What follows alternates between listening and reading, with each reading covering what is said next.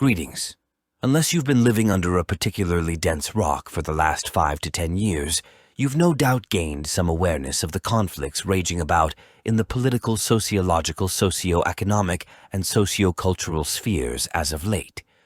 Granted, I realize that this is more or less the default state of our species.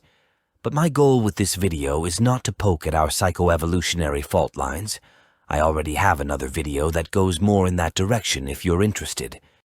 But no, for now I want to discuss the critical juncture in American politics specifically, but that I believe transposes over the entire tremulous 21st century global political scene, at least in the West. The way I see it is that it all started with the Industrial Revolution, and thereabouts with the births of two equal and opposite schools of economic and political thought, capitalism and communism, which I now believe never should have been enemies, but have been made so because our world evolved faster than we did. In plain English, I'm about to try to convince you that men make natural capitalists and women natural communists. Now, before anyone beats a hasty dash to sound off in the comments, let me first define my terms. Then you can swear at me all you want. Deal? All right. Let's start from the left and work our way over, as that seems to be the side the greater portion of Americans have issues with right now, whether they realize it or not.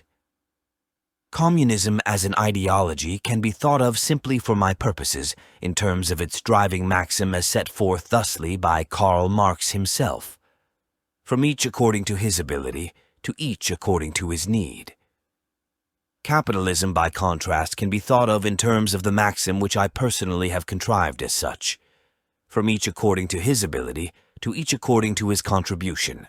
Basically, I have come to the conclusion that men, by virtue of their original Stone Age roles as hunters, have evolved to be more meritocratic, whereas women, by virtue of their original burden of having to care for and look after little children and infants, have evolved to be more communistic. I.e., when the men go out and bring down a mammoth, they're left with a problem of how to divide up the spoils. They can fight, but that means they risk getting hurt, and every minute they waste arguing over who gets more and what portions is another moment for every carnivore in the area to converge on and potentially steal their kill, or worse, kill and eat them as appetizers. So how did they do it? Simple. The man who did most of the work and or took the greatest risk gets the greatest reward. This way they promote excellence and daring during the hunt while not risking getting stabbed in the back or eaten. This is the birth of capitalism. Fierce competition and rivalry countered and kept in line by the players' mutual stake in the outcome. But it doesn't take a behavioral theorist or an economist to work out why this system would be counterproductive if applied to the home. You would have a 2-year-old toddler competing for resources with his grown-ass father. This would not do, I think you'll agree. And this is what Marx observed figuratively taking place at the dawn of the 19th century. With the new fashion of industry, those profiting from the labors were removed from the costs of greed by virtue of their engorged wealth and advanced status. Here is where communism started, in the kitchen. Each member of the primeval family would be allotted rations depending on their individual needs. Those who needed more food, such as the hunter who, apart from being a grown adult, also burns substantially more calories during the hunt, and in driving off scavengers, both human and not, would get more, while those who needed less, such as women and children, would get less. All in proportion to their individual needs. And who would be more in tune with a family member's needs than its communal matron, i.e. a wife and mother?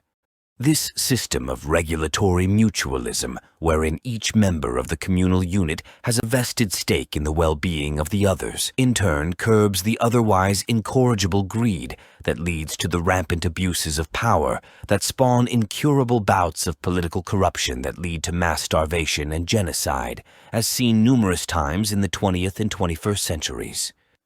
To recap, at its root, capitalism is compulsively greedy and ruthless. But it is also selfless and sacrificial, as the fruits of the father's labors are ultimately for the good of his family and community rather than just himself, while communism presents a too easy pathway for parasitism, but is also the root of the most selfless form of compassion and empathy known to mankind, that between a mother and her child. Together they are like an isometric reflection of a traditional marriage between a man and a woman. They work to iron out the unproductive instincts, incentives, and inclination of both partners. But left to its own devices, capitalism ultimately devolves into oligarchy and feudalism for the same reason that communism always becomes a failed state dictatorship. The problem we face is that these two fundamental facets of our natural condition have become separate, each one trying and failing to transcend the other and nature, each one trying and failing to ascend the Babel ziggurat by itself. The right foot cannot walk without the left and vice versa. Authority without responsibility is tyranny, and responsibility without authority is slavery. Power without direction is meaningless, and sacrifices are only noble if they are voluntary. In our ancestors' world, left defined right, right defined wrong, up defined down. What we have today is a world where up is defined by whoever owns the dictionary. More religion won't change this. More government policies and spending won't solve it. The human brain cannot comfortably encompass more than a few hundred people and a horizon's worth of terrain. So why do we keep trying to cram the whole of the known universe into it? Why are we torturing ourselves? For profit? For fun? Why?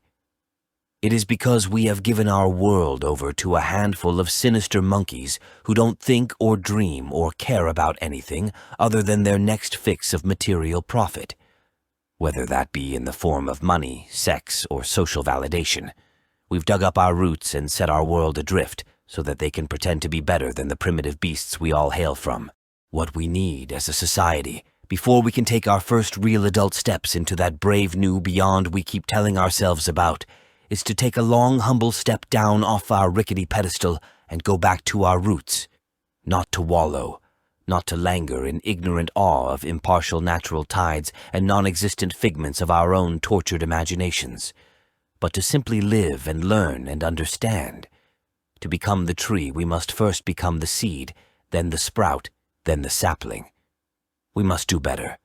We must be better than the predatory bourgeois parasites that would seek to keep us bound up forever in the black and abysmal depths of our platonic cave. We must take a long, honest look at ourselves, and without fear or shame, admit that we are apes if we are to become men, so that we may all eventually rise and take our rightful place among the gods.